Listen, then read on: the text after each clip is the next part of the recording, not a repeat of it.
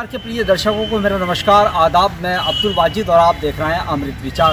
उत्तर प्रदेश मुरादाबाद के बुद्ध बाजार स्थित राजकीय हिंदू कॉलेज में प्रधानाचार्य कक्ष के बाहर सैकड़ों की तादाद में छात्र छात्राओं ने कॉलेज प्रशासन मुर्दाबाद के नारे लगाए। इसके साथ ही BA, BCom और BSc में एडमिशन को लेकर धांधलेबाजी का आरोप लगाया। वहीं कॉलेज प्रशासन का भी अपना तर्क है। देखिए क्या है पूरा मामला मेरी इस रिपोर्ट में। शिक्षा के दलालों को झूठे मारो सालों को, शिक्षा के दलालों को झूठे मारो सालों को, पुलिस प्रशासन हाय हाय, पुलिस प्रशासन हाय हाय, पुलिस प्रशासन हाय हाय। देखिए, हिंदू कॉलेज में सत्र 2020-21 के लिए एडमिशन प्रक्रिया चल रही थी।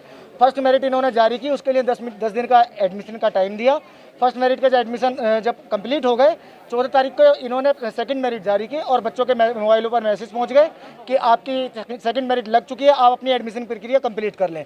14 तारीख को जब बच्चों के पास मैसेज पहुंचे तो 15 तारीख को सभी बच्चे अपने अपने एडमिशन फॉर्म निकलवा करके एडमिशन फॉर्म यहाँ पर जमा करने के लिए आए। उसी बीच में एक सुबह को क्या करते हैं, देर रात को जो है पहले आओ पहले पाओ का मैसेज भेज देते हैं बच्चों में।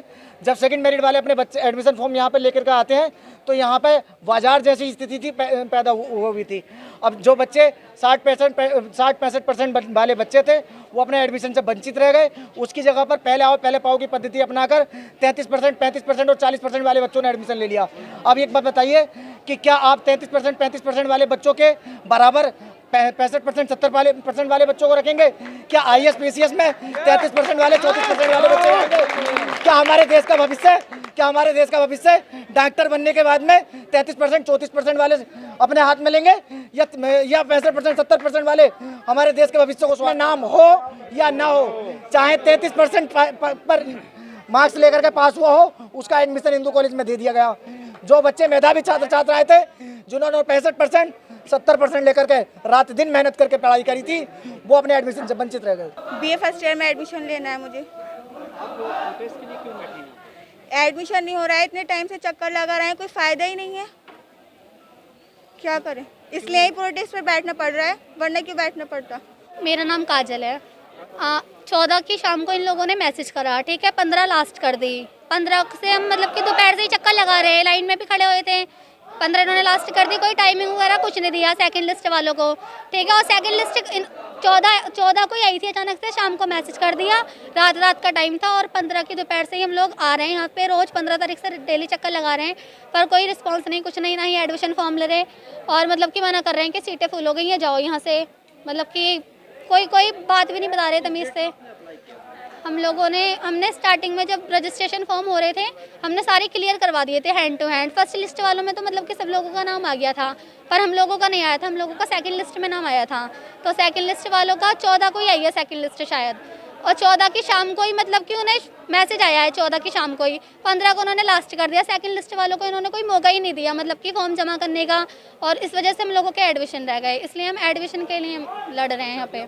जब तक ये लोग हमारी बात का जवाब नहीं देंगे और कोई रिस्पॉन्स नहीं देंगे, तब तक हम लड़ते रहेंगे, यहाँ पे बैठे रहेंगे, भूख हड़ताल करेंगे यहाँ पे बैठ कर, अगर कोई इन्होंने जवाब नहीं दिया, कुछ नहीं दिया। ये छात्र वो हैं जो अपनी कमी की वजह से प्रवेश नहीं ले पाए हैं और या ये मेरिट में नहीं थे। और सबसे बड़ी बात यह है कि जो विश्वविद्यालय ने, जो हेलखंड यूनिवर्सिटी ने जो रजिस्ट्रेशन की प्रक्रिया प्रारंभ की थी, तो उन्होंने उसमें ये कहा था कि जो लोग 28 अगस्त तक अपना रजिस्ट्रेशन पंजीकरण करा चुके हैं, वो लोग 15 सितंबर तक अपना प्रवेश पूर्ण करा लें, अन्यथा उनकी सीटें लॉक नहीं होगी। तो काफ़ी संख्या में छात्र यहाँ पर थे 15 तारीख को, तो उसको ध्यान में रखते हुए हमने 15 तारीख की शाम को ही एक पत्र प्रवेश नियंत्रक और कुल सचिव को लिख दिया था कि ये कोविड है, दूर दूर से छात्र छात्राएं आए हुए हैं, उनके माँ बाप भी हैं और ऐसा प्रतीत नहीं हो पाता कि ये लोग शाम तक अपनी सीट लॉक कर लेंगे, अतः छात्र हित में स्थिति को बढ़ा दिया जाए। ये हमने 15 तारीख को ही उनको सचेत कर दिया था, उनको बता दिया था।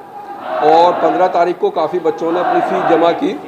मैं स्वयं, doctor Sanjay Rastogi, doctor JK पाठक और ऑनलाइन समिति के लोग रात के 11 बजे तक यहाँ पर रहे।